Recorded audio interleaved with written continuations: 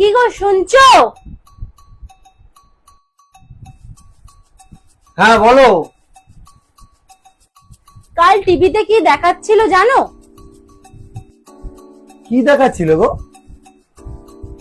মদ খাওয়া কত শরীরের পক্ষে ক্ষতিকারক জানো? अच्छा মদ খেলে ঘরে স্বামী স্ত্রীর মধ্যে অশান্তি হয় জানো? ठीक है শরীরে বড় বড় রোগের বাসা বাঁধে। ठीक है समझ गया। এগুলো টিভিতে দেখাচ্ছিল নাকি? হ্যাঁ, এগুলো দেখাচ্ছিল কাল টিভিতে সব।